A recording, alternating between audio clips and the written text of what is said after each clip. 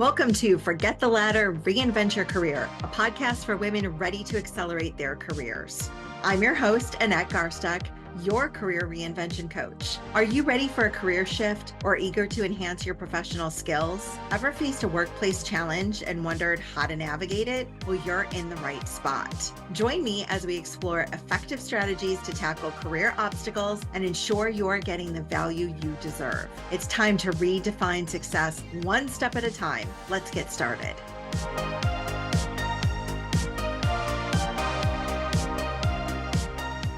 Forget the Ladder, Reinvent Your Career.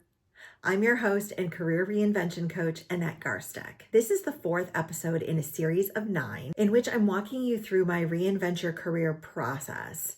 I'm thrilled to share some tips I normally save exclusively for my clients. Today, I'm sharing some ways that you can gain an advantage when you're applying for work. I'm going to share 3 concepts with you. The first is what you can do to hedge your bets when applying online. The second is how to make sure that you're in front of the line of applicants, especially when there's well in the hundreds of applicants on most job postings nowadays. And my third tip is talking about an extra step that you can add to supplement your job application. Ready to dig in? Let's go. So applying for jobs online has gotten to be a wild process. So if it's been some time since you've applied for a new role, you're going to want to listen up. I see and hear so many things that are going on out there, and I'm sure you have a few stories to share yourself. In this episode, I'm going to stick to methods that can give you an advantage and not worry about what other people are doing out there in job search land. Let's talk about the Applicant Tracking System, or the ATS. I really think it's gotten a very terrible reputation, but the truth is, organizations have used this tool for years. Its main goal is to collect and sort and contact applicants, okay? So it's really a system, just like you use, Google Workspace or Microsoft Office in your job. This is just another tool for a recruiter and a hiring manager to do their job. In fact, JobScan reported in 2023 redetected an ATS for 97.4% of Fortune 50 companies. That amounts to 487 companies out of the 500. So now that you know you're most likely going to encounter an applicant tracking system, you want to use that knowledge to your advantage. How do you do that? I want you to apply using the firm's ATS. If the company has a career site, use that to apply. If the company has a career website, apply directly on it. You should be using it as the first place to apply. Using the ATS does a couple of different things for you as the job seeker. You are entered directly into the primary tool the company uses to track their applicants. Who doesn't want to do that? This will make it easier for you to be found. Even if your application is not a perfect fit, you are still in the system, so you could easily be considered for other roles.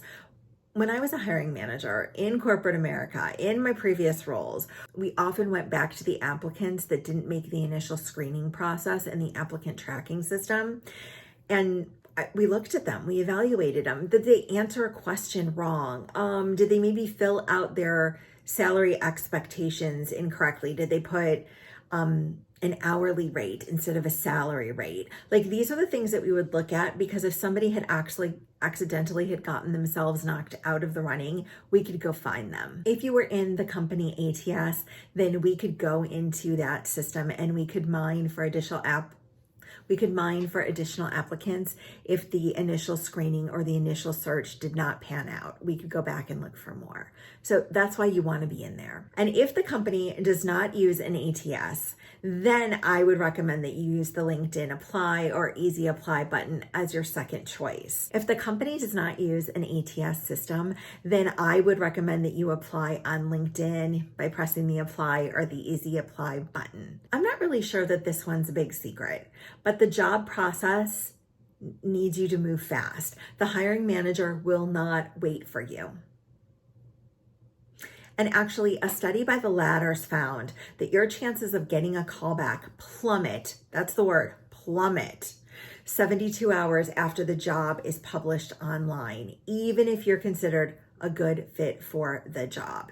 And if I can interject another one of my experiences right here, I will tell you that as a previous hiring manager in corporate America, my recruiter always recommended that we wait for the job posting to collect applications for 72 hours. And after those 72 hours was when we started contacting people for interviews and screening calls. So we would let them collect and marinate. And then after the ball started rolling at that 72 or hour or third day point, then we already had our first group of candidates to consider. So unless that was a total bust out, we would often pull from those. I would often pull from those applicants that applied within the first 3 business days of that job posting. The Mom Project says you should apply within 24 hours of a job posting going live. So ouch, those are harsh stats, but you want to get in there and you want to get in there fast to express your interest and apply for the job. Let's take a quick break. I'll be back in 45 seconds. Is your current role that you've been in for over a decade making you feel stuck, like waiting on a dial-up connection to send an email, leaving you questioning why you didn't switch providers sooner? It's me, Annette Garsteck, your Career Reinvention Coach. If you're ready for a career transformation, you've arrived at the right destination. I'm here with Reinvent Your Career. Instead of being stuck, you will launch a strategic and focused career makeover aligned with your values and land a role that acknowledges your strengths. Head over to AnnetteGarsteck.com and book your free strategy call. Your dream job is waiting for you to take the first step.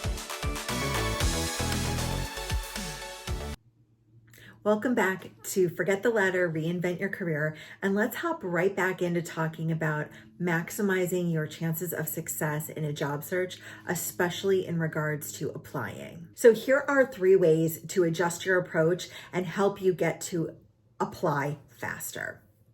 Number 1, set up automations. Automations are important in this very techie world now, but it's so important for your job search. Let the job platforms alert you when what you're looking for becomes available. That's a great way to automate it. And automations are available on LinkedIn, on Google, on Ladders, on any of the job boards that you are using. Automations are available. They can send you an email. Don't sit on the roles that look amazing. I want you, as the second point, to schedule time to work on your job search every day. If it's during your lunch hour, if it's early in the day, if it's later in the day, I want you to schedule that time as non-negotiable time on your calendar. If you need to, get an accountability partner to make it successfully happen. 1 to 2 hours a day should yield you 3 to 5 job applications. And then my third point here is quality over quantity.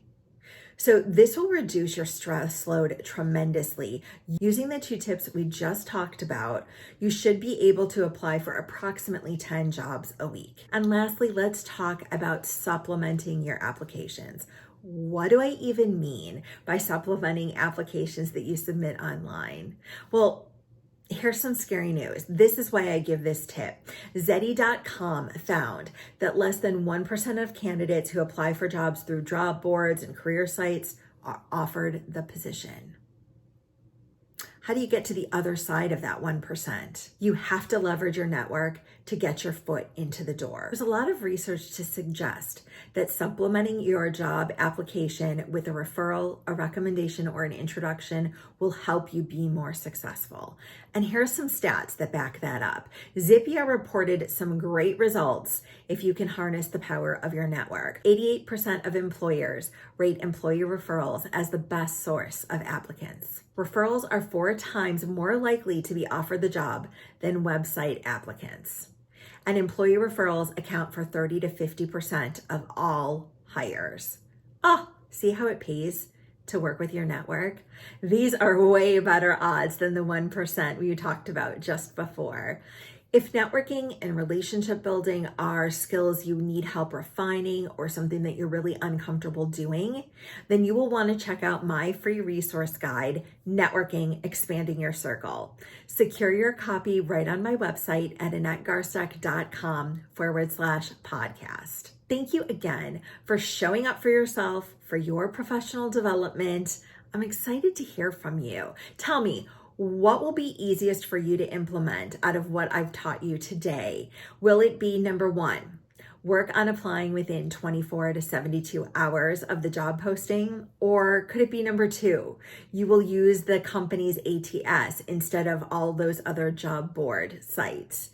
Or three, will you activate your network to send in a reference, a referral, an introduction to supplement your online application?